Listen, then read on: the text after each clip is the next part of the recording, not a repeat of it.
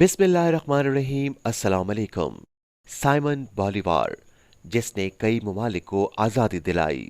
1492 وہ سال ہے جب کولمبس انڈیا کے لیے سمندری راستہ دریافت کرنے نکلا، لیکن پہنچ امریکہ گیا۔ اب یہ بات کنفرم ہو چکی ہے کہ کولمبس سب سے پہلے اسکینڈینیویا ممالک کے رہائشی امریکہ پہنچ چکے تھے، اسی لیے امریکہ کو دریافت کرنے کا سہرا کولمبس کو دینا بند کر دینا چاہیے۔ بہرحال اس کے امریکہ پہنچنے کے بعد یورپینز اور خصوصی اسپین والوں کو ایک نئی دنیا مل گئی، جہاں انہوں نے نو آبادیاتی نظام تشکیل دیا۔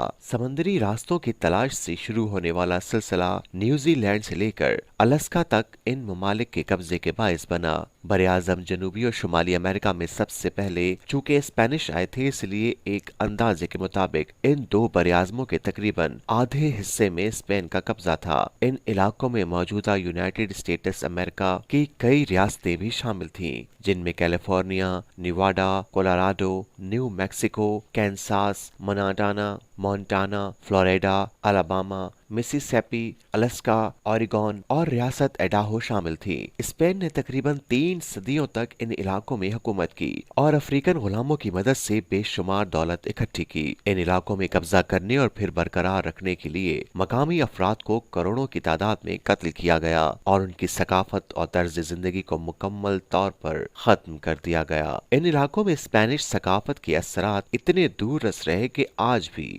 لاطینی امریکہ میں سب سے زیادہ بولی جانے والی زبان اسپینش ہے۔ اسپین کی امریکہ میں حکومت بہت طاقتور رہی اور دوسری نوآبادیاتی کالونیوں کی نسبت ان علاقوں میں وہاں کی عوام نے بہت کم مزاحمت کی، لیکن اس کے باوجود اسپین آہستہ آہستہ یہاں سے اپنی گرفت کھوتا چلا گیا۔ ماہرین اس کی کئی وجوہات بتاتے ہیں۔ سر فہرست نپولین صاحب تھے، جنہوں نے یورپ میں صدیوں سے قائم بادشاہی نظام کو تہس نہس کر دیا، جس سے اسپین کی طاقت پر بھی اثر پڑا۔ دوسری بڑی وجہ سائمن بولیوار تھے، جو اسپینش کالونی وینزویلا کے جاگیر کے مالک تھے۔ سائمن بولیوار، جن کو دی لبریٹر کے نام سے بھی جانا جاتا ہے، 1783 کو وینزویلا میں پیدا ہوئے، جو اس وقت ایک اسپینش کالونی تھی۔ سائمن علاقے کا سب سے امیر اور طاقتور فرد تھا۔ اس کی حیثیت ایک گورنر کی تھی، جو براہ راست اسپین کے بادشاہ کو جواب دہ تھا۔ سائمن نے ابتدائی تعلیم یورپ میں رہ کر حاصل کی اور شادی بھی وہیں کی، لیکن اس کی بیوی شادی کے تھوڑے عرصے بعد بیماری کا شکار ہو کر مر گئی۔ ایسا کہا جاتا ہے کہ بیوی کی وفات نے سائمن کو ہلا کر رکھ دیا اور وینزویلا واپسی آ کر اس نے اسپین سے آزادی حاصل کرنے کا فیصلہ کر لیا۔ سائمن کے اس فیصلے کے پیچھے اور بھی وجوہات بتائی جاتی ہیں، جو میرے خیال میں حقیقت سے تعلق نہیں رکھتی۔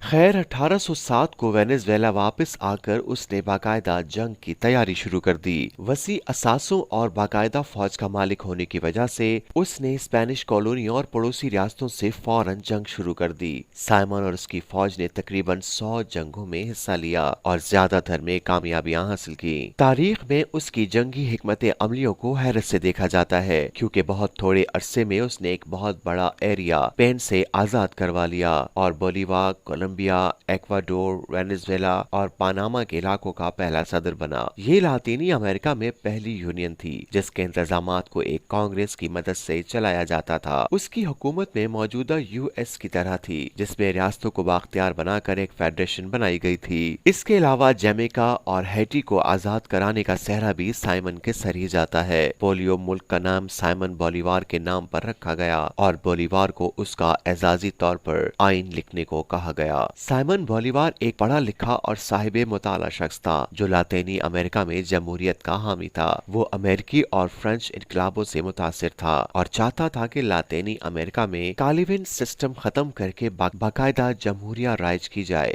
گو اس معاملے میں وہ زمینی حقائق کو مد نظر رکھنے پر بھی زور دیتا تھا۔ 1825 کو سائمن نے صدر کے عہدے سے استعفیٰ دیا، لیکن کانگریس نے اس کو نامنظور کرتے ہوئے کم جاری رکھنے کو کہا۔ 27 اپریل 1830 کو اس نے صدارت کے عہدے سے استعفیٰ دے دیا۔ وہ اپنی باقی زندگی یورپ میں گزارنا چاہتا تھا، لیکن اسی سال 17 دسمبر 1830 کو 47 سال کی की उम्र में तपेदिक के मर्ज की वजह से वफात पा गया।